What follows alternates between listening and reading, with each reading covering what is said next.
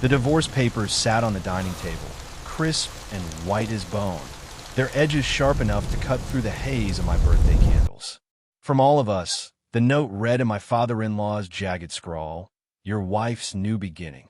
My hands trembled, the wax from the candles dripping onto my knuckles, burning without mercy. The room smelled of vanilla frosting and betrayal, the kind that clogs your throat like damp ash. 35 years old today, and my life was unraveling in the flicker of a flame. Lila wasn't home. She'd texted earlier, something vague about a late meeting at the gallery where she curated exhibits. Her absence wasn't new.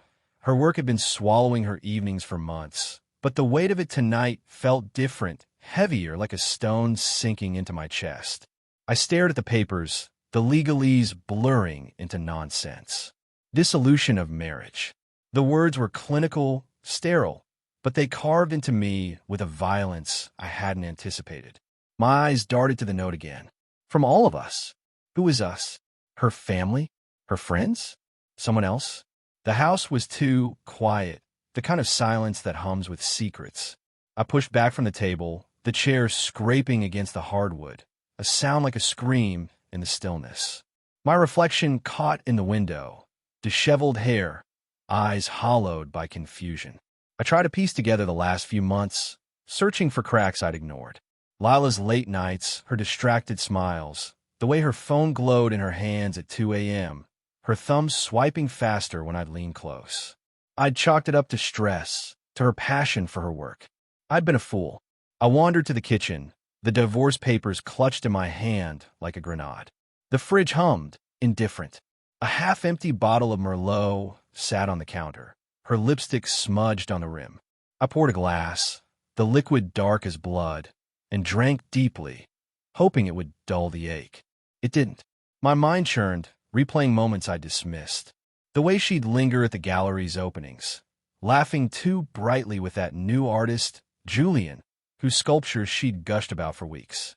His name had become a fixture in our conversations, always paired with a casual shrug. He's talented, that's all. But her eyes had sparkled when she said it, a flicker I hadn't seen from me in years. The doorbell chimed, sharp and jarring. I froze, wineglass halfway to my lips. Who would come at this hour? My heart thudded, a primal instinct warning me to stay still, to not open the door to whatever truth waited on the other side. But my feet moved anyway, drawn by a need to know. I opened the door to find my father-in-law, Richard, standing on the porch, his face a mask of pity and disdain. "Happy birthday, Nathan," he said, his voice gravelly, like he'd smoked a pack before coming. "You got the gift?" I held up the papers, my hand shaking. "What the hell is this, Richard?" He didn't flinch. His eyes, gray as storm clouds, held mine. "It's what Lila wants. What she deserves. You've been blind, son."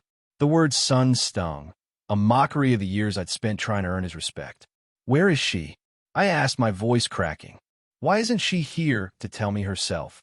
Richard stepped closer, the porch light casting shadows across his weathered face. "She's with someone who sees her. Really sees her. Not like you, buried in your spreadsheets and your safe little life." The air left my lungs.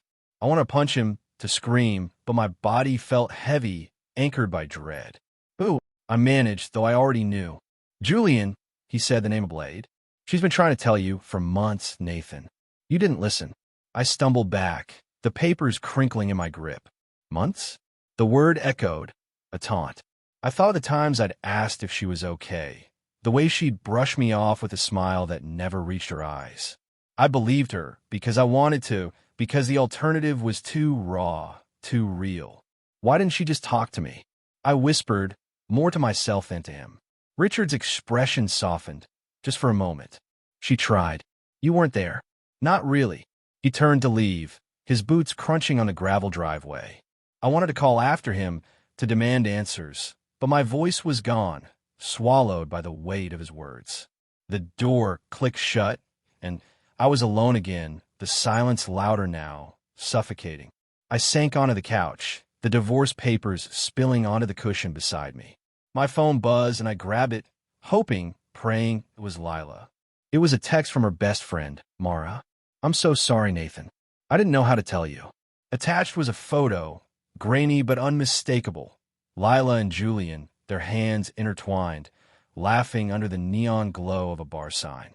The timestamp was from last night. Rage surged, hot and blinding, but it crumbled into something softer, more jagged grief. I loved her.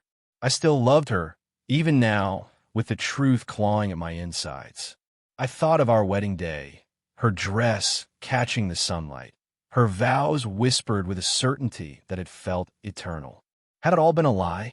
Or had I failed her, somehow in ways I couldn't see? I stood, pacing the living room, the carpet worn thin under my restless steps. The photo burned in my mind, but so did Richard's words. You weren't there. Was he right?